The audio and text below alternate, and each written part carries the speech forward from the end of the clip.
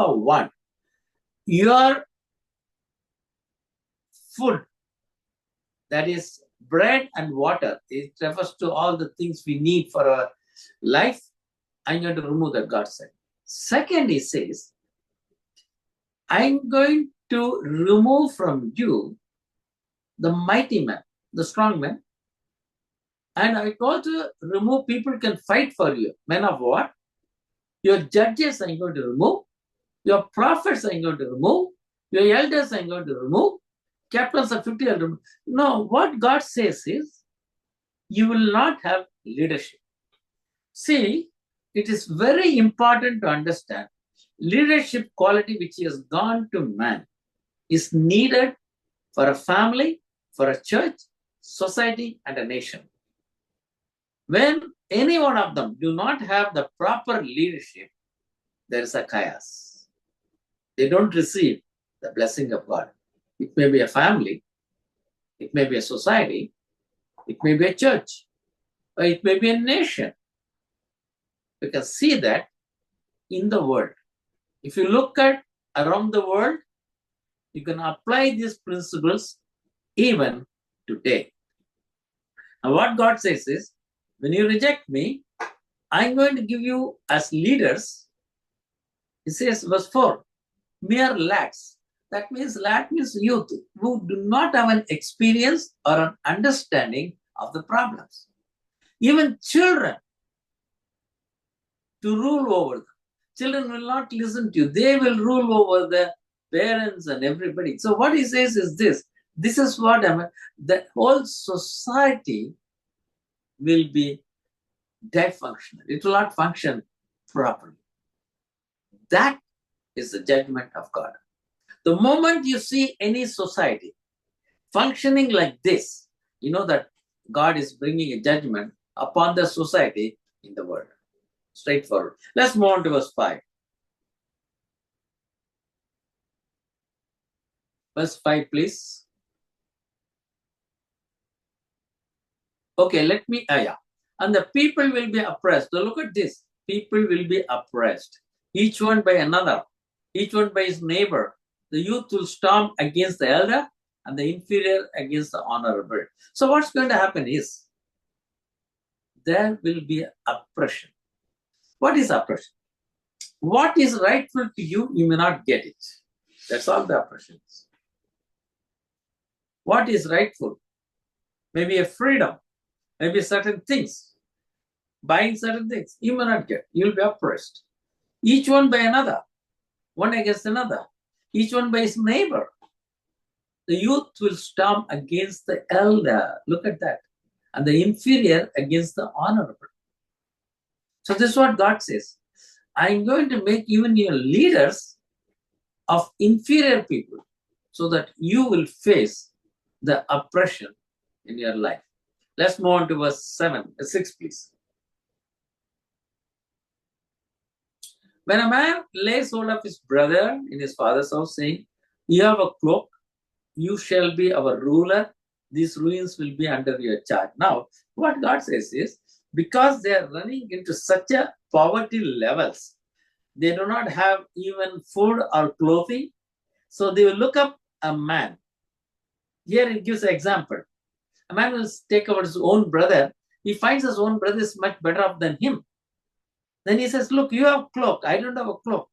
So you be the ruler for us.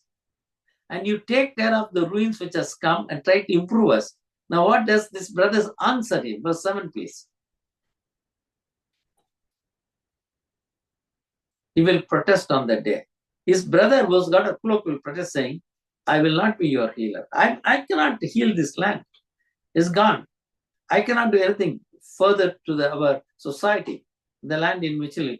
For in my house, there is neither bread nor cloak. What he says is, I got only one cloak. I don't know any other cloak. So if you have to take leadership, you all will come and ask me, give me bread, give me cloak. I cannot do that. You should not appoint me as a ruler of the people. So they will find it difficult even to get somebody to be a ruler and a leader so that they can rectify the fault of the society. Now, remember, A society or a nation will always be in need of a ruler or a prince or a king, whatever you call it, whatever name you call it. We can use the name prime minister or president, whatever we can call modern names. We need them to rectify the problems of the nation so that we get food, clothing, and live a comfortable life. That's it. So this is what God has promised. When I bring my judgment, this is what is going to happen. Let's move on to verse 8, please. Jerusalem has stumbled, Judah has fallen. God is telling them why he is doing this. Jerusalem has stumbled, Judah has fallen, because of the speech and their actions are against the Lord. You see, they have spoken against the Lord, their actions also against the Lord, to rebel against his glorious presence. What did they do? They brought the idols of the neighboring nations. They copied the lifestyle of the neighboring nations. So they started worshipping the idols, all the idols, Baal and everything. In fact, they say that even archaeology, if you dig up some of these idols are there in Israel.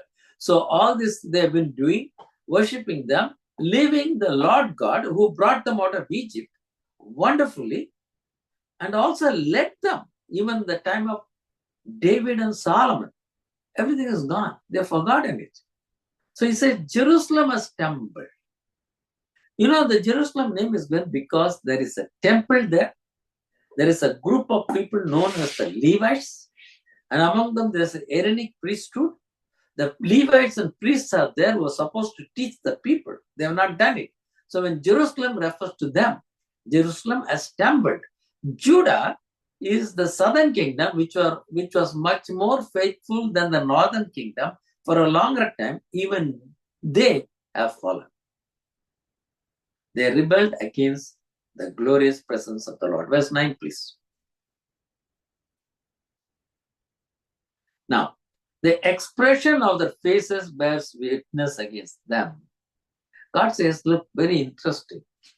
Their face, when they look at Jerusalem or the temple, whatever they see, their faces will shows how much they are against this, because they love their idols. They display their sin like Sodom. Now, how did Sodom and Gomorrah display it? Remember, the angels went there, and even in the presence of angels, they were not afraid. That's what he says. They're openly displaying their sin. They have no fear of the living God. They do not even conceal it. Woe to them, for they have brought evil on themselves. Very, very strong verse God gives to Isaiah, talking to the southern kingdom and also to the priests of the Levitical and Aaronic order in Jerusalem. Let's move on to verse 10. Say to the righteous that it will go well with them, for they will eat the fruit of their action. Now, this is the redemption always there. When God says, the people wonder why God removes everybody. No.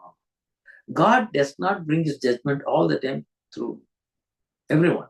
Here also now he says, in the southern kingdom, even in Jerusalem, even among the priests, if there is anybody righteous, they will eat the fruit of their actions.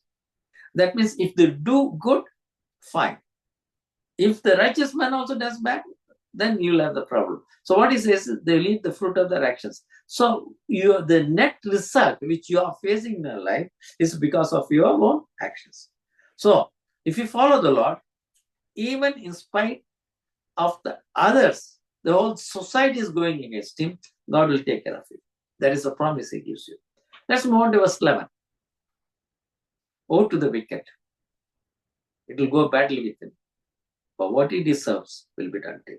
God now says, first he talked about the righteous. Now he talks about the wicked. He will have what he deserves. I'm going to bring my judgment upon the wicked people living in among the Jews. Verse 12, please. As for my people, now God also sees a remnant there. He calls them my people. Their oppressors are children. The women rule over them. Oh, my people, those who guide you, lead you astray, and confuse the direction of your path. Now, what God says is, I have chosen you. I am looking at you. You are oppressed by your own children. Even women are having a say in your affairs. And those who are guiding or taking you astray, they are confusing the direction of your path. So what God says, wait a minute. You don't need to follow all that you do. Be a righteous person and follow my ways. So you don't go along with the crowd. So it's a crowd mentality, no? The whole society goes in one direction. He said, don't do that. Don't do that. Verse 12.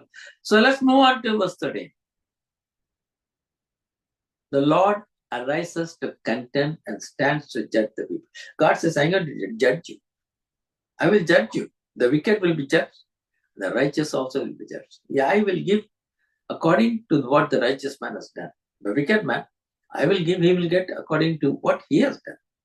Clear cut. Verse 14, please. The Lord enters into judgment with the elders, princes of his people. It is you who have devoured the vineyard. Plunder of the poor is in your house. What God says is, look, I know what you have been doing. I've been watching. Elders and leaders, you have gone and taken the vineyards of the poor people. Remember King Ahab? He looked at the vineyard. He wanted it. He killed the man and took the vineyard. That's all God is telling. It is not that only the king is done. There are many people are doing like that. That may not be recorded in the Bible because too many details are not given. But God is watching that. You have done it. You have plundered the poor, made them poor in their houses. And all that belong to them, you have put it in your house. Verse 15, please. By this, you have crushed my people, grinding the face of the poor. You made them poor, you are grinding them. The Lord declares, I watched it. I'm not going to keep quiet. I'm going to bring my judgment. Let's move on to verse 16, please. Now, this talks about the women in the southern kingdom. He says, because the daughters of Zion, the daughters of Zion refers, in Jerusalem, there's a small area called Zion. That's where the temple, everything was. David secured that. And the daughters of Zion always refer to the Jewish women who were serving the Lord, who were faithful to him. That's what he says about daughters of Zion. No, what? Even the daughters of Zion, God says, you are proud. You walk with your head held down high, seductive eyes, go along with mincing steps and tinkle the bangles on the. He says you put some bangles on your feet. The women or girls also have the bangles. It will make noise, ting ting. And when they dance also, it makes noise. That's what God says. You are presenting yourself. You are proud. That's what he says to the daughters of Zion. Let's move on to verse 17. Therefore, the Lord will afflict the scalp of the daughters of Zion with scabs. Daughter will make their foreheads bare. What he says is, look, you are dressed up and gone. I'm going to do one thing. Your scalp, I'll remove the hair. Then what happens? Your forehead will become bare. You cannot wear anything. So don't be haughty. Don't be doing all these things which are not of righteous deeds according to the daughters of Zion. That's what he says. Let's move on to verse 18, please. In that day, the Lord will take away the beauty of their anklet. Now, this is called an anklet. You put it on the leg. When you walk, it makes noise. God says, I'm going to remove your anklets, your headbands, and the crescent ornaments. Ornaments, they must be having a crescent, and it was there on their forehead. So God says, you have been flourishing like this, okay? But the moment you leave me, go away from me and serve the idols, I'm going to remove all these things.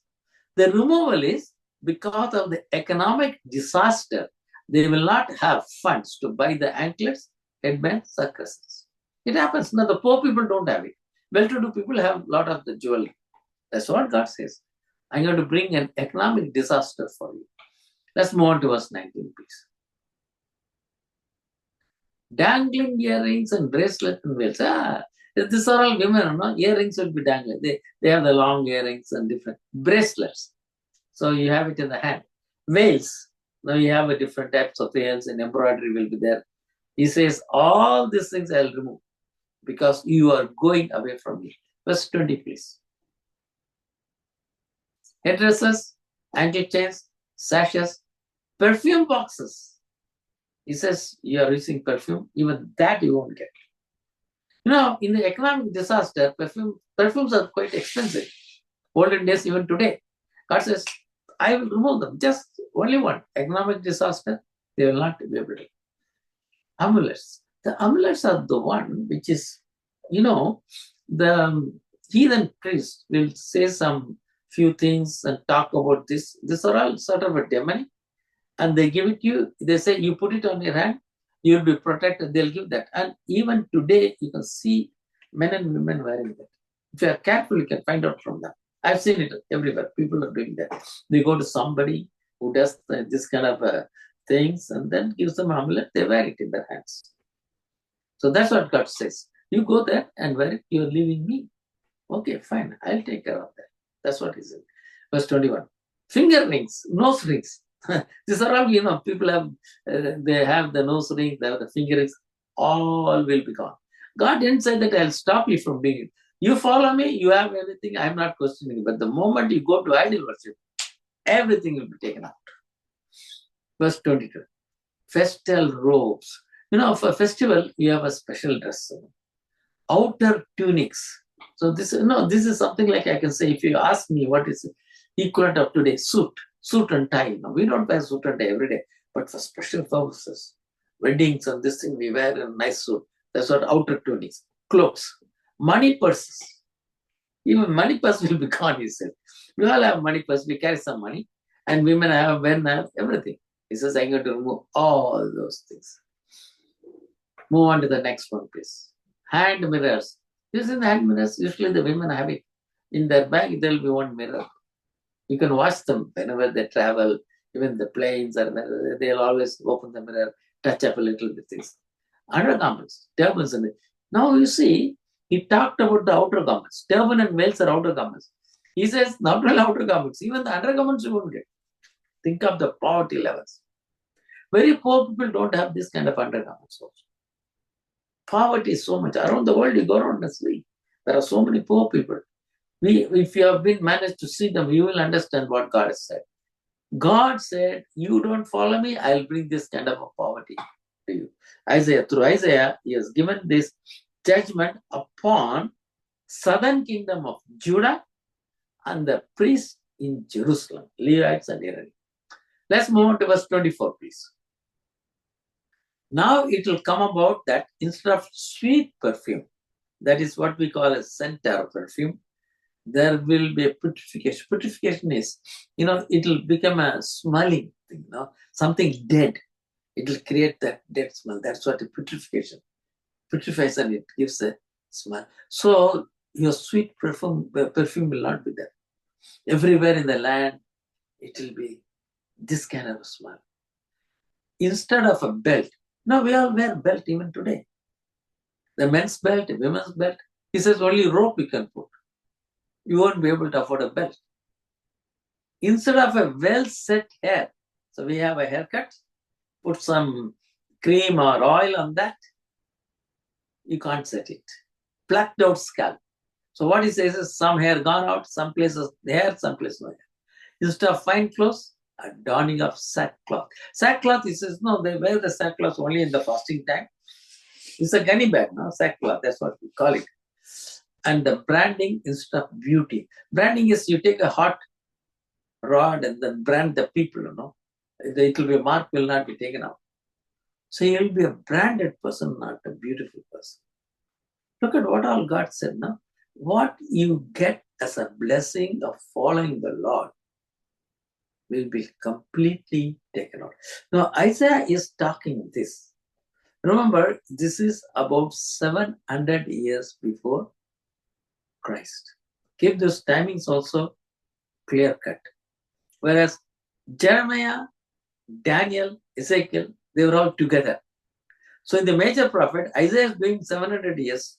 After about 150 to 200 years come these three, Jeremiah, Daniel, and Ezekiel. So that's how we see that. So time frame, let's keep that in mind. Let's move on. He says here at 25, your men will fall by the sword, your mighty ones will by battle. Now, how will the economic disaster come? He says, I will bring, it doesn't mention here, really. I will bring a nation against you who will come and fight. You will fall by the sword. All your mighty men will be killed by you. That's what God is telling them. And it exactly was happening, all these things. So if you go back to Israel, what happened? When Moses brought them, then Joshua brought them and left them.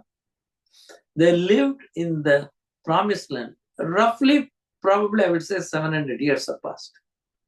From the time they came from Exodus. Then first 400 years, judges ruled. 3 kings ruled. Saul, David, Solomon, they covered roughly 120 years. You can take 40 years, something like that. So when all these things finished, what happened is the kingdom split. After Solomon, the kingdom split into north and south. North was so wicked. We have already seen that.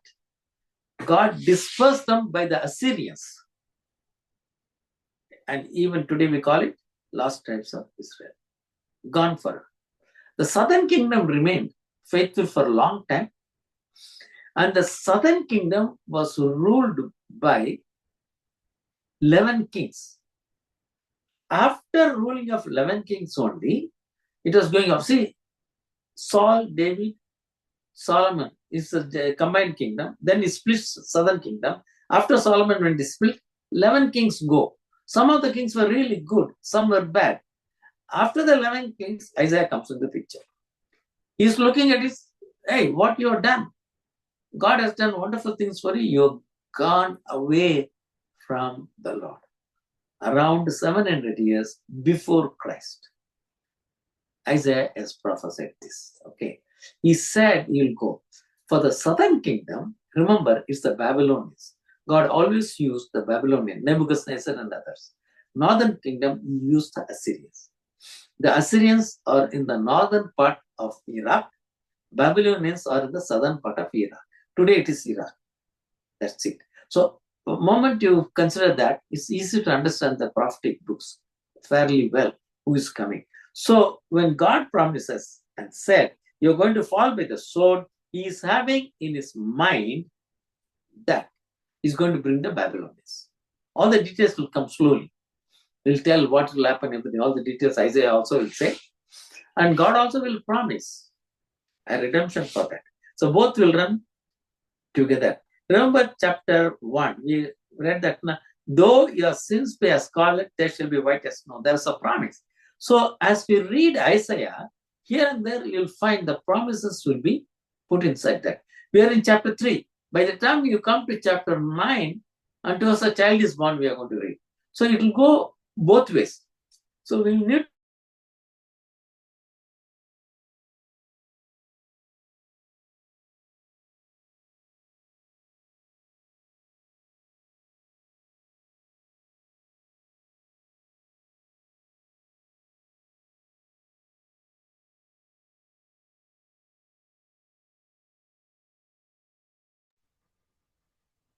Is anybody hearing Uncle? I don't hear. I think Uncle, you're frozen.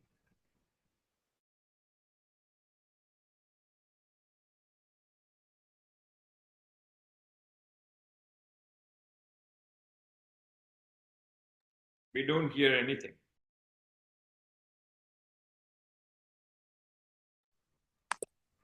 suddenly my Zoom came up. I don't know what happened. Yeah. Okay. Your men will fall by the sword and the mighty ones in the battle. I told you, he's talking about the Babylonian coming against them. It's the southern kingdom. Okay. We'll get the details a little later. Let's go to the last verse, verse 26.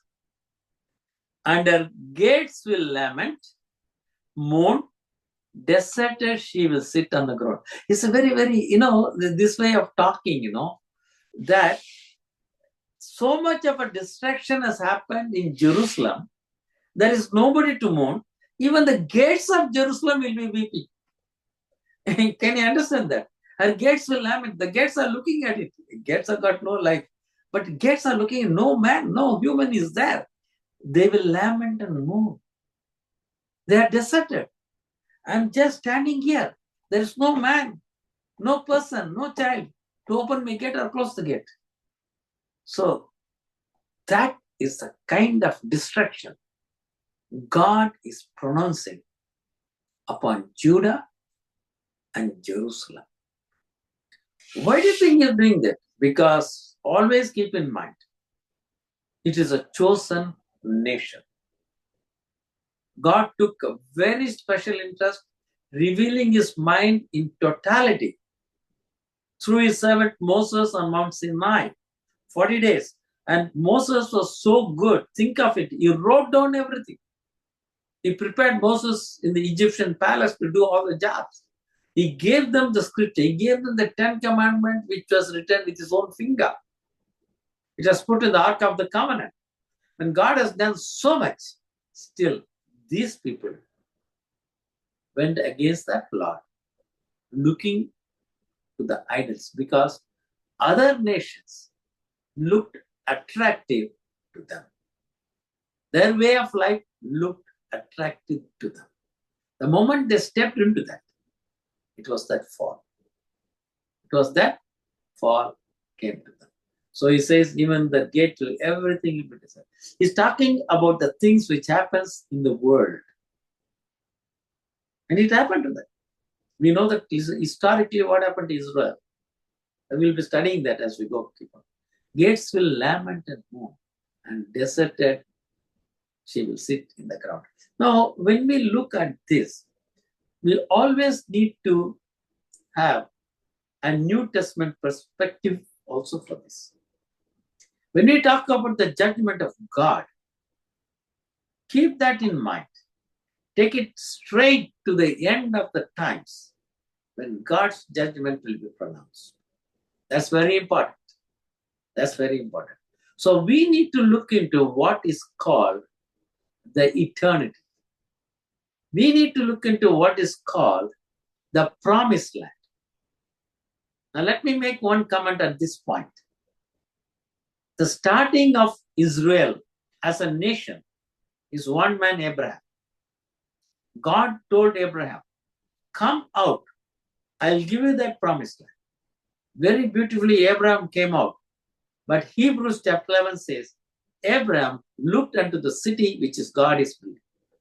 He didn't look unto the land of Israel, although he stepped there, although he told his children about that. But Abraham looked to the city which God is building. That is a final count. So whatever we read in Isaiah, Ezekiel, Jeremiah, bring back to that promised land of New Jerusalem. That is important. God says, you don't follow me on the earth, I'm going to not let you enter the city of God, which is New Jerusalem, basically. And the gates of, this is earthly Jerusalem. It's called Jerusalem. That's why God called that as a New Jerusalem. So for New Testament terminology, as we look at whether any of the prophetic books, always keep that in mind. Jerusalem reflecting to New Jerusalem.